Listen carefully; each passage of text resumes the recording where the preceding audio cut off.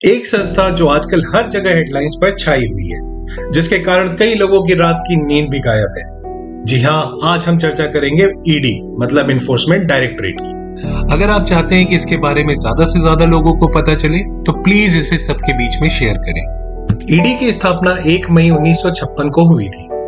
फेरा मतलब foreign exchange regulation act 1947 के अंतर्गत एक्सचेंज कंट्रोल रूल्स के उल्लंघन को रोकने के लिए आर्थिक कार्य विभाग के नियंत्रण में एक इन्फोर्समेंट यूनिट को गठित किया गया था, जिसे हम इन्फोर्समेंट डायरेक्टरेट के नाम से जानते हैं। आइए अब ईडी के अधिकार क्षेत्र के बारे में जानते हैं।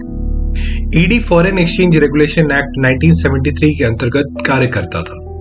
इस एक्ट को फेरा के नाम से भी जाना जाता था। 1 जून 2000 में फेरा को हटाकर फेमा लागू कर दिया गया।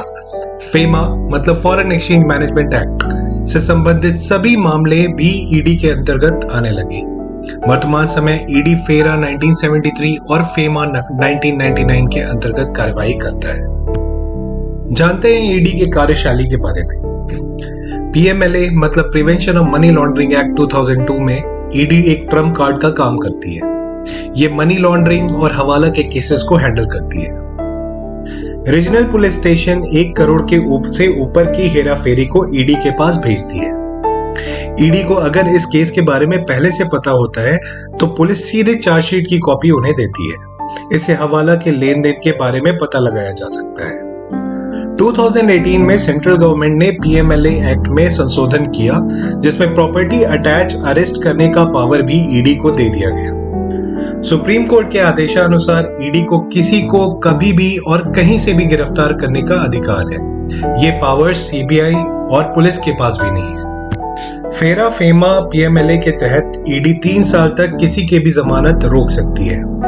पीएमएलए के अंडर डिफरेंट ऑफेंसेस में अपराधियों को लगभग 7 साल की सजा होती है।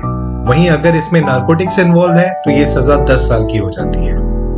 इसके अलावा जुर्माने का भी प्रावधान होता है और अब तो अपराधियों के प्रॉपर्टी को गवर्नमेंट में वेस्ट करने का भी प्रावधान इसमें जुड़ चुका है। वहीं पीएमएलए के धारा 24 के तहत अभियुक्त को साबित करना होता है कि उसके पास का धन कानूनी रूप से वैध है। आमतौर पर मजिस्ट्रेट के सामने दिया गया बयान कोर्ट में सबमिसिव होता है, लेकिन ईडी के जांच में अधिकारी के सामने दिया गया बयान भी कोर्ट में सबमिसिव होता है। इस एक्ट के अंडर सारे अपराध नॉन बेलेबल होते हैं।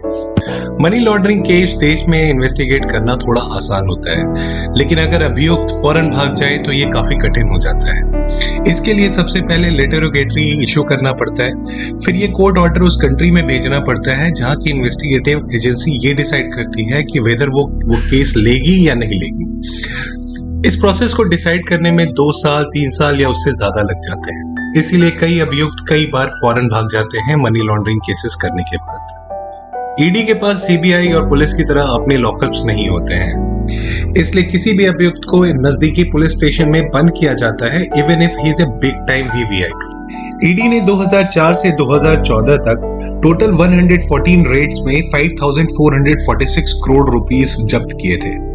वहीं 2014 से 22 में इसने 3010 रेड्स किए हैं, जिसमें उसने 99,356 करोड़ रुपए जब्त किए हैं।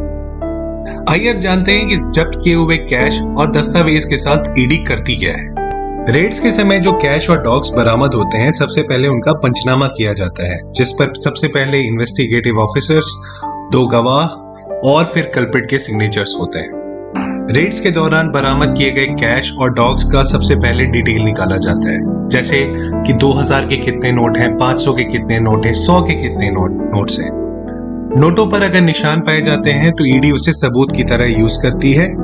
फिर वो बाकी पैसे और दस्तावेज एसबीआई और आरबीआई में सेंट्रल गवर्नमेंट के अकाउंट में जमा कर दिए जाते हैं।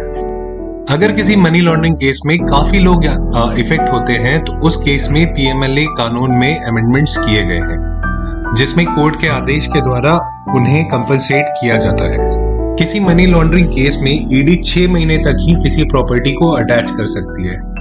इस दौरान ईडी को यह साबित करना होता है कि ये प्रॉपर्टी अवैध तरीके से कब्जा की गई है। अगर ईडी ऐसा नहीं कर पाती है तो प्रॉपर्टी 180 दिन बाद अपने आप रिलीज हो जाती है, और अगर वो ये करने में सक्सेसफुल होती है तो ये प्रॉपर्टी सेंट्रल गवर्नमेंट में वेस्ट हो जाती है।